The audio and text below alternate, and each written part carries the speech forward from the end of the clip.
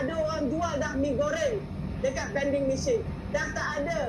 Macam awal-awal dulu Meni Rahmah orang jual nasi lemak kat vending machine. Hari ni dah tak ada tuan-tuan. YB Mas Amiriati kata vending machine IPR sekarang semua kosong. Betul ke? Dia sama ada tak pergi semak ataupun dia orang kaya, dia tak nak beli makanan-makanan yang harga RM2-3 ini.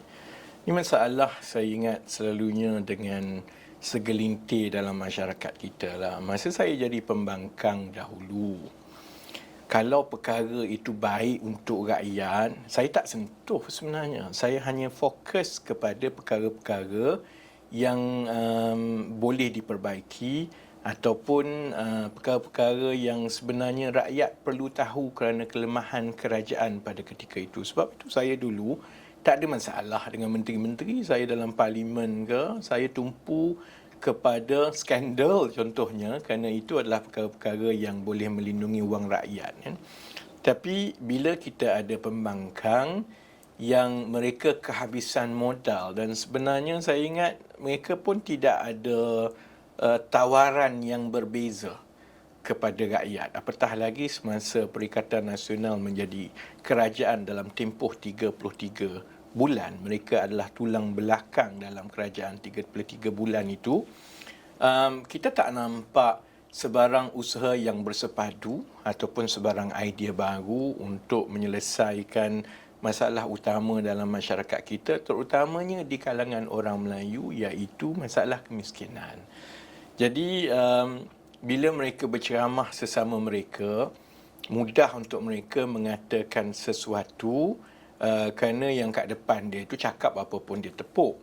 Tapi sebenarnya saya yakin orang ramai pun tahu bahawa program inisiatif pendapatan rakyat yang kita laksanakan melalui beberapa template, satu template yang dipanggil inisiatif usahawan makanan ataupun insan yang vending machine ni, sekarang ni pun hanya 2-3 kerat saja pembangkang yang buat bising pasal mesin ini kerana daripada projek rintis yang kita buat terbukti bahawa ia berkesan untuk membantu kerana segala risiko perniagaan itu ditanggung oleh kerajaan. Kerajaanlah yang cari tempat, kerajaanlah yang sediakan kemudahan itu, tak payah bayar elektrik, tak payah bayar sewa, tak payah bayar lesen dan tempat-tempatnya ini adalah tempat yang tumpuan ramai. Sebab itu sasaran kita bahawa penerima-penerima insan, program insan vending machine ini akan mendapat tambahan pendapatan bulanan sekurang-kurangnya RM2,000 itu setakat ini berjalan dengan baik. Ada yang dapat sampai RM4,000, RM5,000, RM6,000. Ada satu ni yang dapat sampai RM10,000 sebulan sebenarnya. Jadi pembangkang macam ahli Parlimen Masjid Tanah ini, dia bolehlah sembang ikut suka dia. Tapi saya tahu orang Perikatan Nasional pun kalau ada peluang, dia pun nak juga. Kan? Jadi itu yang sebelum ini saya selalu sebut bahawa dalam kita mentadbir, bila ahli politik atau parti politik nak jadi kerajaan, sebenarnya kenapa dia nak jadi kerajaan? Saya tak tahu orang lain lah. Macam saya, kalau dari segi gaji dan sebagainya, saya lebih selesa dengan sebelum ini, iaitu saya bos sendiri. Saya tak perlu nak makan gaji, saya ada syarikat sendiri, saya usahakan segala-galanya sendiri, tak payah nak jawab kepada siapa-siapa. Jadi satu-satunya motif dan motivasi yang baik untuk jadi kerajaan ini ialah supaya kalau kita ada idea, kita boleh laksanakan idea itu yang akan bawa kebaikan kepada lebih ramai orang. Rakyat yang celik sedia maklum bahawa penggunaan mesin atau otomasi ini memang sudah berleluasa di negara-negara maju.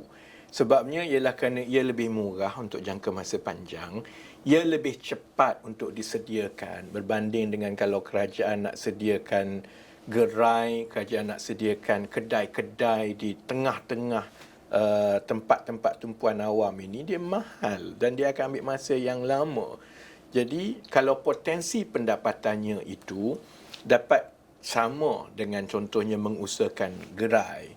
Tambah pula tidak perlu menggaji dan penerima pun tak perlu berada di situ. Dia boleh buat kerja yang lain. Jadi IPR melalui insan contohnya, jumlah pendapatan itu adalah tambahan kepada pendapatan lain yang mereka ada. Kebanyakan ni sebenarnya mereka berniaga ataupun bekerja di tempat lain pun dia jadi tambahan kepada yang mereka ada kan. Jadi kalau kita ahli politik nak masuk kerajaan, sepatutnya niat itu ialah supaya kita ada idea yang lebih bernas yang kalau dilaksanakan dapat bawa manfaat kepada masyarakat dan kerajaan. Masalahnya kalau kita ada ahli-ahli politik yang dia nak jadi kerajaan semata-mata untuk dapat manfaat gaji, kedudukan, darjat dan sebagainya, dia masuk, dia tak bawa idea baru dan bila dia jadi pembangkang, dia terkapai-kapai, maka dia mula sebarkan perkara-perkara yang tak betul seperti ini. Saya dan pegawai-pegawai saya di Kementerian Ekonomi sebenarnya memantau tiap-tiap minggu sebenarnya jumlah jualan.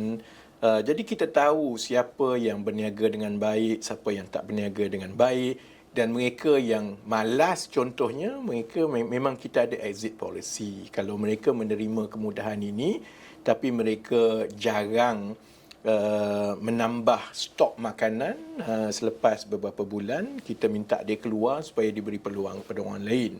Dan selalunya kalau mesin itu kosong, dia bukan sebab orang tinggalkan ataupun benda ini terbengkalai.